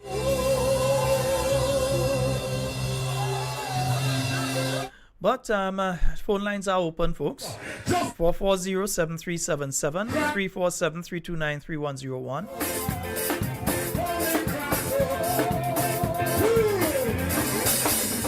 Yeah, and you still can't find a minister of health up to now, yeah. You could take a month off and go about your personal business and thing. Yeah. Jesus said when you send up the praises, the blessing of the pour down. Listen where we leave our... We lost that caller. Give us a call back. Caller 440-7377, 347-329-3101. And we have a call online. Hello, good night. Hi, good night. Hi. Well, it was a good night, but oh boy. Yes. We'll go right ahead, caller. With the incident the lady just called about. So I was in the hospital today with that same incident, and it really was very heartbroken as a mother, I must say. And the situation played out I don't even know how to explain it. You understand? And I sat there and I saw the whole thing, and I could not have imagined, or I could not have believed that is exactly how they dealt with that situation.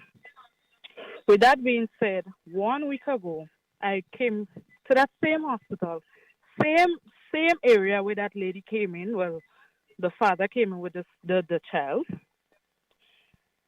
begging, crying. Oh, my 4-year-old daughter in pain. Now, these people would turn and tell me that that is not an emergency. The same statement that same lady said from her words. Look out the door. 79 million doctors with one stretcher for them Juve patients who stab who and who shoot who and we sitting there now. Oh, that's not an emergency. That's not an emergency. Who crying belly? Who children rolling on the ground? Parents crying. All they just a little assistant. Even if there was one doctor, all they could just put in the area to just check on these children. And it's nothing. We sat there like if, I don't know if it's robots. I don't know if it's immortal people that was there. And it was really sad. Up to today, my daughter is hospitalized. You understand? With the same statement, that is not an emergency, but today she's hospitalized. The health system, they really need some shuffling somewhere. I don't know who we have to speak to the Minister of Health. Oh, all you have to have interview, all you have to this, all you have to go to that person, all you have to this, all you have to that. We ask for the manager of the hospital. You can't go and see the manager. You can't just go just so you can think. How are we getting satisfaction from that? With I witness what happened today with my 4-year-old in the hospital.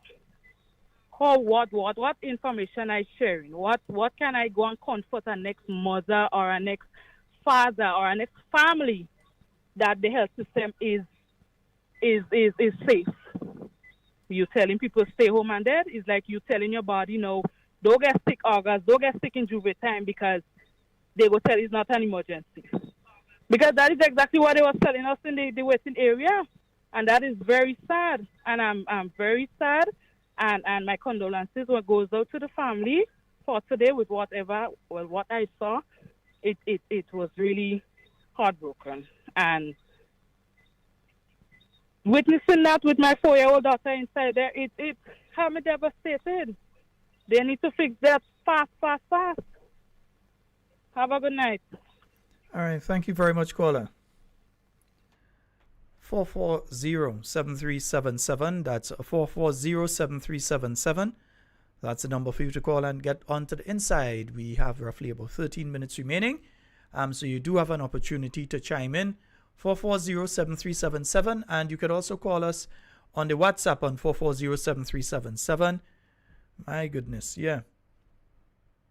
Apparently to see the Minister of Health, you might have to go up on the chicken farm, it seems. Yeah, like that's how we had to find him. You have to go up on the chicken farm, not in the ministry. Go up on the chicken farm to find the Minister of Health. If you know you don't want the job, do like Mr. Study, become Mr. Chicken. Mr. Study, go and study, right? Well, supposed to be studying. We ain't see report card yet, but we are studying. Become Mr. Chicken. So we go have a Mr. Study and a Mr. Chicken. Come out the cabinet. Allow competent people who care to be there. Because, there's this thing, there's a lack of care and concern when it comes to this administration. In relation to people, It's all about them. So they walk around, and those of you that old enough and know peacock. Peacock used to walk in the yard. A peacock go walk and he spread out the feathers and then because he want the female peacock to see him and so. They're walking around like peacock because it's all about them. And it's not about the people who put them in office. And even the people who didn't put you in office. But who are Grenadians and should benefit from anything here in Grenada. We have a caller online. Hello. Good night, Sheldon. Hi, good night, my dear. Sheldon, my sympathy go to the two families with the babies. Sheldon, I had an experience with my grandson in the hospital like that a couple months ago. He's asthmatic. And Sheldon, that child was vomiting. He couldn't hold it, get breath. And I went to the hospital. And this exact words like, it's not an emergency. There's let's call it out a clinic that you could take your children to. I had to end up in St. Augustine. Pay a doctor to come out that time of the night to save my grandchild. Sheldon, this hospital, this minister of health, this prime minister, they don't care about children, they don't care about people, they only care about themselves. They need to fix the health system in Grenada, else we're going to lose a lot of children, a lot of people. I don't know if they're getting paid to kill. I'm not saying they pay someone paying them to kill our children, but they're acting like they're collecting money to kill. The more people they kill, the more children that die, the more money they get. So, Mr. Minister, Mr. Prime Minister, we're calling on you all because you all campaign for better health system. I can remember all saying the system is broken and all are going to fix it. Get all your act together now and fix it. We need the health system to be fixed now, not later, now. It's very heartbroken to know that you have a 2-year-old. I'm getting goosebumps. My 2-year-old go to the hospital and you want to tell me, wait, it's not an emergency, you're going to come see by the time you come at Sheldon, they would have to build a new hospital because I mash up everything inside it. I will mash up everything inside it. Mr. Prime Minister, Mr. Minister of Health, all I want to fire and hire who all I want, win all I want, for all I want. Please, before we have to call an election in the morning and get all the out of there, fix the health system. A healthy nation we want. We don't want no broken nation. We want a healthy nation. Thank you very much, Sheldon. All right, thank you. 440-7377-347-329-3101. I nearly stopped the program right there. Serious. I nearly stopped it right there. But I'm giving you all the opportunity to call. 440-7377-347-329-3101. Fish does rotten from where? The head. Yeah? Fish does rotten from the head. If proper policies and guidelines are put in place at the accident and emergency, if proper policies and guidelines are put in place, then you will not have this kind of thing taking place. You would not have these sad stories that we are hearing taking place. And the people to put the policy and guideline in place, right now they disappear. They're on the chicken farm. Yes, sir. All right, sir. Good night. Oh, okay, man. We talk about the health system in Grenada. I remember some time ago, a few days ago, I was speaking about what this prophet has said, what Mr. Dika Mitchell came to do to Grenada. And I hope people have seen that is true. Because this man don't even know the hair and tail about what's going on. I heard him speak about the only money that he have is the insurance money. But I stand to be corrected. I can remember that they said who other countries gave Grenada how much million and how much million apart from the insurance money. So what happened to those money?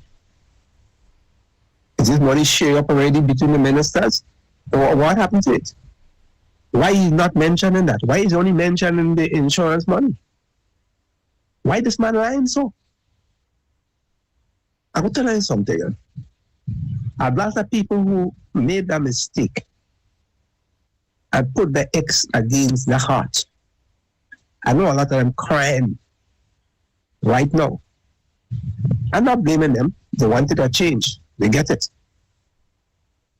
But I hope that the diehards who are enjoying the benefits of this government could at least stand up and talk the truth and let people know that these people are vindictive, they're conniving, they're wicked, they're deceitful, and they are almost killers. These people are criminals. And as long as we don't get rid of these people, things are continue. They're going to continue to get worse. We just have to get rid of these people. We just have to. I don't know what they could do about calling some kind of election in a quick time. I don't know. I know if that could happen, but I would like that happen. So we had to get rid of these people. Otherwise, we're in real trouble. The kayak, the people from Victoria, our Sotters and wherever it was, and the people from Pity Macdick. After a month and something gone, they stayed outside in the hot sun. If the rain comes, they still wetting. What kind of government is this? They're not taking care of these people? Are they not Canadians? Are they not supposed to be treated equally? This is not right. These people have no conscience. They can't feel. Mr. Scott, I don't know what we can do. What? Throw it out. I don't know. Probably you might have a better idea. But thank you. All right, my brother. Thank you very much. All right. 440-7377. That's 440-7377. Song indifferent. So, yeah, 440-7377. That's the number for you to call and get on to the inside of tonight's program. We have just 5 minutes remaining. Yeah. We just have about 5 minutes. Yeah, taking the calls up until the end of the program. And yeah, taking it. Yeah, taking the calls. We have a caller. Let's go to the line. Hello, good night. Mr. Scott, Hi, good night, my dear. I want to call a by-election. Get the rubbish outside. A by-election. Well, in this case, it would be a full election because by-election is really when you have like one member that something has happened, a member died or a member resigned from Parliament itself. Then you have a by-election. So in this case, would be a full election. Tell my Prime Minister, Dr. Kit Mitchell, to call a election as why do Tillman. And Tillman playing the fool. He get Tillman out today. We need to get Dickin out today. We need to get him out today. I have grandchildren going to hospital too. We need to get him out today. All right, have a blessed night. All right. Thank you very much, my dear. Yes, indeed. 440-7377. That's 440. Oh, well, we only have about 3 minutes remaining, so it doesn't make sense. I'll put it out for another call there again at this time. Yes, indeed, folks. So you've heard it. You've heard it directly from the family themselves, what happened at the General Hospital today. Right? You've heard from them. You've also heard from an eyewitness what took place there today. Some people are messaging me to say the minister not even on the island. Well, look, we don't even know because no notice has been sent out that say that the minister is off the island and person A or B is acting as the minister. So we're not seeing anything like that. Yeah? So we don't know what is taking place when it comes to the Ministry of Health because we really don't know where the minister is. Is the missing minister. And right now we know with all that's taking place or ought to be taking place in education. You have people already complaining about the voucher program, what is taking place. You have a company that is doing the vouchers, a company that has been deregistered in Grenada. They were registered before and they're no longer registered here. But yet still they are the ones doing the vouchers on behalf of the same government that deregistered them for whatever reason. So that's the kind of things we have taking place. And your minister is out. We don't know who is acting as the minister. We have no idea. Yeah? So that is the situation that Grenadians have found ourselves in at this point in time. Mr. Prime Minister, some heads need to roll. Some heads need to roll. I mean, starting with yours, But still, fire him, like for instance, fire the Minister of National Security. Get rid of him. Get rid of the Minister of National Security has been an abysmal failure. Get rid of the Minister of National Security and his advisor. Get rid of two of them first. The Minister of Infrastructure, you could fire he too. The Minister of Education, due to what he has done at this point in time to go out on personal business, unless he is sick and extremely sick and needed to go to do medical, there is no other excuse for the Minister of Education to be out of the state of Grenada at this point in time. None. Between now and December, he shouldn't be going anyway. So unless it is a medical issue and he had to leave, there was no choice and he had to leave the island, some of us, let me not even say us, some of us may understand that. But otherwise, there's no way he should be out on personal business at a point in time like this. None. Minister of Health do it. And now you're hearing the horror stories from the Ministry of Health. You're hearing the horror stories of what is taking place there. Because there is a lack of leadership and guidance. And if all you think this dead just so and that is it, all you're joking, you know. If all you think we're leaving this just so, all you're real joking.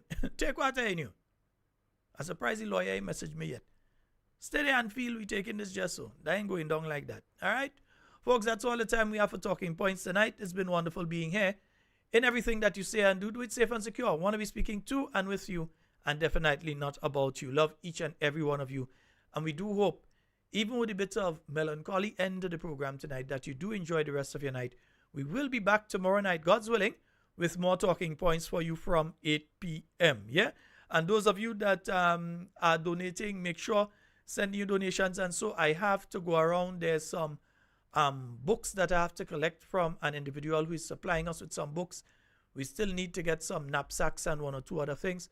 So those of you that can, whether it's 10, whether it's 15, whether it's $20, whatever it is, that you can donate, go to the GoToFet link that we sent and do your donation. All right? So as I said, that's all the time we have for tonight. We are out.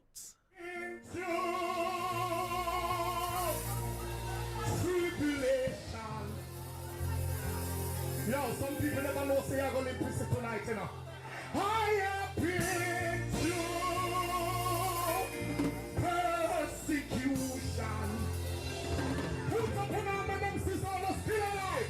Tell them, thank God I crossed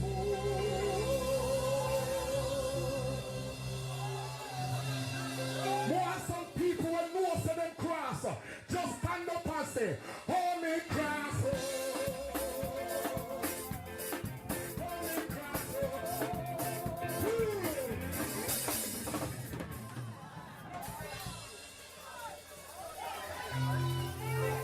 Yo, let me tell you something. Jesus said when you send up the praises, the blessing will go pour down.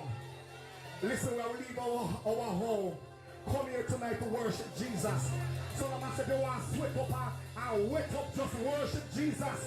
Because some people never know you're wearing to see today. Some people never know, say, you would be here tonight.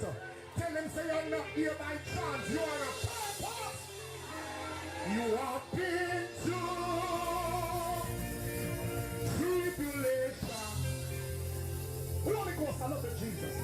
You have been through persecution.